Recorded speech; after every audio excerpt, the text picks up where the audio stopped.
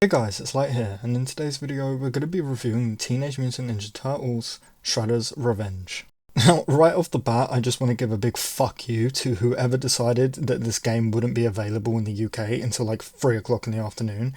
If your release date is the 16th of June, you put the game out on the 16th of June, not halfway through the 16th of June. I shouldn't have to wait until halfway through the day while other countries are playing the game.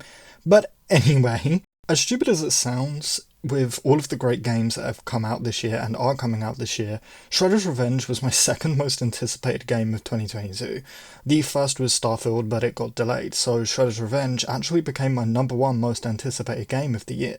Why? Because I love Teenage Mutant Ninja Turtles. I grew up watching the 1980s cartoon, playing all of the retro TMNT games. I had hundreds of toys, and I still do, actually, now that I think about it. I loved the 1990 Teenage Mutant Ninja Turtle movie. I still think to this day, actually, that movie holds up, and it's ridiculously ahead of its time. I still read the TMNT comics, but I don't really watch the new shows. Anyway, I'm a diehard TMNT fan, so you can imagine my hype when they announced a new TMNT game was finally coming out, and then they released a trailer and it looked this good. So right off the bat, this game is fantastic. It's so much fun. Now, it's not an overly complicated game either, which I appreciate. You know, you won't ever be sitting up in your chair to go sweat mode in this game, if that makes sense. It's the perfect game to play when you just want to kick back with a beer and chill. Now, that's not to say it doesn't have its problems, but let's go over the good first, and then we'll go over the bad at the end of the video.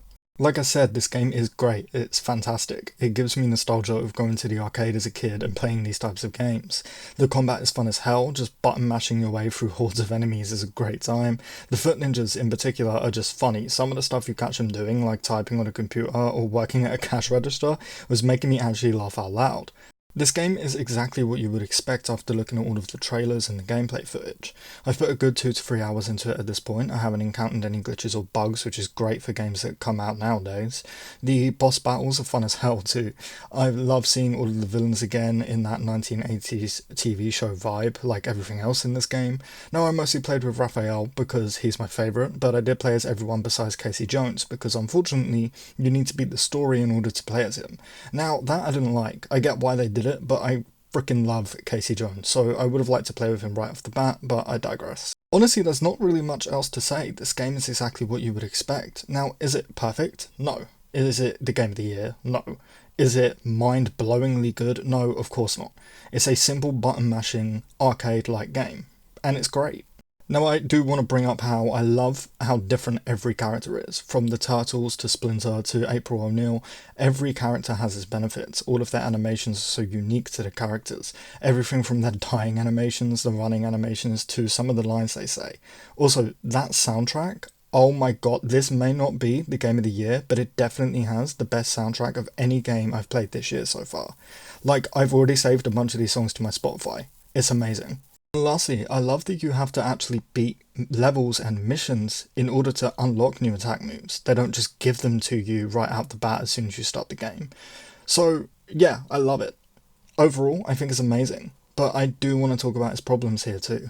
So let's start with combat. Like I said, the combat is amazingly fun, it's super enjoyable. The only issue I had is I wish that you could attack upwards and downwards, if that makes sense.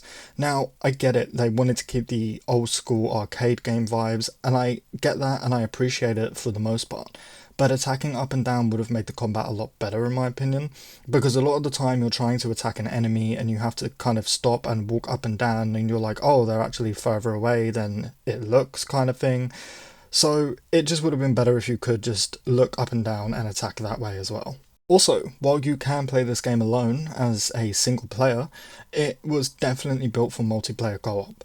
Now, unfortunately, I didn't get a chance to test out the co-op or multiplayer, mostly because the game didn't release until like halfway through the day for some dumb reason, like I already explained at the beginning of the video. So I can't say if it's good or not, but I don't think it would be bad. I mean, from what I've seen online, it looks amazing. You can play with up to 6 players, which looks great. This game just seems like it would be even more fun than it already is with some friends. Enemies do feel spongy at times. Maybe that's because I was playing on the most difficult game mode, but even so, it got to the point where I would hit a random foot ninja like 5 times. Like, he wouldn't be anyone special, he would just be a regular foot ninja. And I would just be like, dude, I've hit you 5 times. You just took a katana to the face 5 times. Would you sit down already? You know? Also, sometimes the bosses would repeat lines like every 3 seconds. I'm honestly not sure if this is a bug or not. I did just say that I haven't encountered any bugs, but this might be one. I'm not joking, I had one enemy just constantly saying the same line over and over, and while it was funny the first time he said it, by the third time I just wanted him to shut up. Also, this game is short. Like, too short. It takes a couple of hours to beat at best. There's not a whole lot of replayability either, and the arcade mode, in my opinion, wasn't very fun. I get that the arcade mode is supposed to be like the classic arcade games, and I liked it for that part, but I personally would have liked to see more challenges, if that makes sense. Like, see how long you can hold off in one room until you die, play this mission but every time you kill an enemy they explode, or play this mission without being able to dodge or jump, or something like that. The game is in desperate need of more content, so I can only hope that they bring out a DLC or something like that for it soon. Anyway, that is probably going to do it for the review. I apologise that this review is so short, but A, I don't want to waste your time with unnecessary bullshit like I always say, and B, they again stupidly didn't release the game until the middle of the day. But I do want to quickly talk about whether or not you should actually get this game. Look, if you're a Teenage Mutant Ninja Turtle fan like me, you'll love this game, I promise you that. Even if you didn't grow up with the 1980s cartoon turtles like I did, which this game is based on, even if you just love modern Teenage Mutant Ninja Turtles, you're still gonna probably love this game, dude. But should you actually buy it? If you want to get it on Game Pass, I'd tell you to download it right now because it is so much fun. But if you want to buy the game, it's like £17, I believe. I can't check because it still isn't even on the Xbox store. Again, I have zero idea what this release strategy is about. It's an absolute joke. But anyway, is it worth £17? Honestly, yeah, it's really fun and £17 is cheap as hell for modern games, but keep in mind you are paying £17 for a game that lasts about 2.5 hours. So bypass or wait for sale? I've got to say wait for sale on this one. It is worth the £17, but I only say wait for sale because its content is really lacking after you beat the main story. And again, you can beat the main story in like 3 hours at best. I definitely wouldn't say pass though. This game is truly amazing, funny, wacky. I absolutely love it already, and I know I'm going to be playing it for at least the next few days.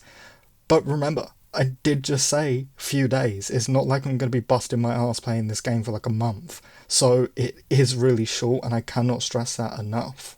So to wrap things up, it's great, but it's short, and you should probably wait for a sale unless you can get it on Game Pass. But with that said, that does end my review. I hope you guys all enjoyed it, and I hope I helped you make a decision on whether or not you should buy this game. If you enjoyed the video, please do hit like, it really does help out smaller content creators like myself. Also, we're hoping to hit 600 subscribers here soon, and we're so close, so if you want to subscribe, it would really mean the world. I mostly cover Bethesda content over here on my channel, but there is more game reviews on the way. As always, thank you guys for watching, and I really hope to see you in the next one.